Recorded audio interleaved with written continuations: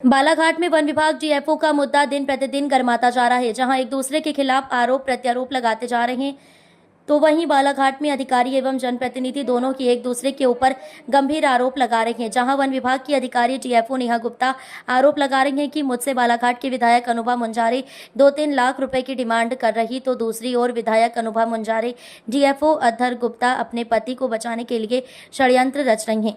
बालाघाट में वन विभाग का मामला दिन प्रतिदिन गर्माता जा रहा है, जिसके चलते डीएफओ अपने पक्ष के लिए कोई जवाब नहीं देना चाहती, तो दूसरी ओर विधायक जिले के पत्रकार वार्ता में पुराने कार्यकाल के बारे में चर्चा करते नजर आ रहे हैं। उनका कहना है कि इस मुद्दों को लेकर विधानसभा में जाएगी, साथ ही सड़क से लेकर सघन तक की बात कर रही है।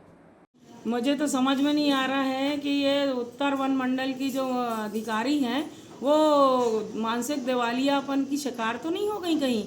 उनके पति जो दक्षिण वन मंडल के अधिकारी हैं अधर गुप्ता, उनका जो क्रियाकलाप है, जो उनका कार्य करने का तरीका है, सभी जानते हैं कि कितना लापरवाह अधिकारी हैं और किस तरह से वो काम कर रहे हैं, और उनकी कार्य प्रणाली जो सही नहीं है उसके कारण उसका भुगतान आम जनता भुगत रही है। पूरे फॉरेस्ट विभाग में पूरी हाहाकार मचा के रखे हैं दोनों पति पत्नी ने।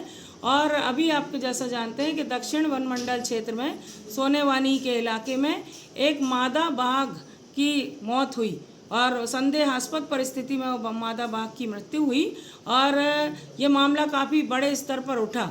और जो वन्य प्राणी प्रेमी जो के लोग हैं, हमारे भाई लोग, उन्होंने इस मामले को बहुत बारीकी से उठाया। इसके लिए मैं उनका धन्यवाद देना चाहूँगी। उस समय विधानसभा का सत्र चल रहा था, मैं भोपाल में थी, और मुझे मेरे संज्ञान में जब ये बात आई, क्योंकि मेरे विधानसभा क्षेत्र के अंतर्गत आता है सोनेवानी का इलाका, तो मैंने भी इस बात को मुखरता से सदन में भी उठाया, जैसे कि आप जानते हैं। और जितने भी बड़े अधिकारी वन विभाग के हैं भोपाल स्तर पे, मैंने सब जगह इनकी शिकायत की कि दक्षिण वन मंडल अधिकारी अधर गुप्ता और इन पे सख्त कार्रवाई की जाना चाहिए। आपने छोटे कर्मचारियों पे कार्रवाई कर दी, प्रोटोकॉल का पालन नहीं हुआ, राष्ट्रीय पशु बाघ की संदेहास्पद परिस्थिति में मौत हुई। मौत होने के बाद उसकी लाश को इन लोगों ने बिना प्रोटोकॉल के उसका दाह संस्कार कर दिया, और दाह संस्कार करने के बाद उस मामले को ठंडे बस्ते में डालने की इनकी तैयारी थी। लेकिन वन्य प्राणी प्रेमी जो भाई लोग हैं हमारे, वो जागृत थे, और उन्होंने इस पूरे प्रकरण से मुझे अवगत कराया। और इसकी शिकायत फिर मैंने वन विभाग के बड़े अधिकारी जो भोपाल में बैठते हैं उन सब से मैंने लिखित में शिकायत की। और मेरा ये कहना है कि छोटे कर्मचारियों पे, जो चौकीदार बेचारे गरीब लोग हैं, उन पे तो आपने कार्रवाई कर ली, उनको आपने गिरफ्तार करके जेल में डाल दिया, लेकिन आपका बीट गार्ड अभी तक फरारी में है, डिप्टी रेंजर अभी तक फरार है, रेंजर पे आज तक कोई कार्रवाई नहीं हुई, डीएफओ अधर गुप्ता पे कोई कार्रवाई नहीं हुई। तो ये जब मामला जब ज़्यादा बढ़ने लगा, ज़्यादा उठने लगा, और डीएफओ जो अधर गुप्ता, उनका सस्पेंड होना तय है निश्चित रूप से, क्योंकि एसटीएफ की जांच चल रही है और जांच टीम में ये बात खुल के स्पष्ट रूप से आएगी, मुझे विश्वास है। तो ये चारों तरफ से घिर गए हैं, तो दोनों पति पत्नी को लग रहा है कि अब मुझे किस तरह से वो लोग मेरे को डोमिनेट करें या मेरी आवाज़ को दबाने का काम करें। इसलिए ये बहुत ही ओछी, हल्की और घटिया मानसिकता का परिचय नेहा श्रीवास्तव डीएफओ ने दिया है। मैं ये कहना चाहती हूँ कि ये आचरण जो है आपका सिविल सेवा सर्विस के अंतर्गत नहीं आता। ये बहुत शर्मनाक बात है। आप किस पे आरोप लगा रहे हैं? एक विधायक पे, जो जनता के द्वारा निर्वाचित है, 2.5 लाख जनता का जो प्रतिनिधित्व करता है, जो जनहित की बात सड़क से लेकर सदन तक उठा रहा है, उस पर आप आरोप लगा रहे हैं, और वो भी अनर्गल आरोप लगा रहे हैं। नेहा श्रीवास्तव को मैं किसी भी कीमत पे बर्दाश्त उनके इस आरोप को नहीं करूंगी, और मैं हाई कोर्ट में इनके खिलाफ मानहानि का मुकदमा दायर करूंगी। सच्चाई की लड़ाई में, नैतिकता की लड़ाई में, गरीब मजदूर किसान आदिवासी वर्ग के अधिकारों की लड़ाई में हमने पूरा जीवन व्यतीत कर दिया। सब जानते हैं मुंजारे परिवार का क्या इतिहास रहा है, और मुंजारे परिवार ने किस तरह से जमीनी लड़ाई लड़ी है। कल भी लड़ रहे थे, आज भी लड़ रहे हैं, हमेशा लड़ते रहेंगे। तो हमारे ऊपर इतना घटिया इल्जाम, घटिया आरोप। तो ये अधर गुप्ता पे जो आरोप लगे हैं, और अधर गुप्ता का सस्पेंशन होना तय है।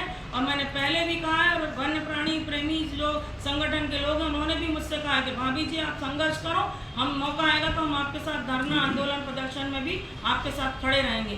तो इस प्रकरण को दबाने के लिए, इसको पटाक्षेप करने के लिए, अभी अधर गुप्ता के कार्यकाल में पहले भी कम से कम 6 तेंदुओं की मौत हुई है, और बाघों की मौत हुई है। एक बाघ को बोलते मुझे जानकारी मिली कि गले में फंदा डाल के उसको मारा गया था। तो लगातार बहुत सारे वन्य प्राणियों की मौत हुई है और उन मौतों को हमेशा दबा दिया गया था। इस बार इसलिए ये बात सामने आ गई क्योंकि जागरूक जनता ने इसको ऊपर उठाने का काम किया, और हम क्योंकि जनप्रतिनिधि हैं हम तो चुप बैठेंगे नहीं, और गलत के खिलाफ हमको लड़ना है, सच की लड़ाई लड़ना है।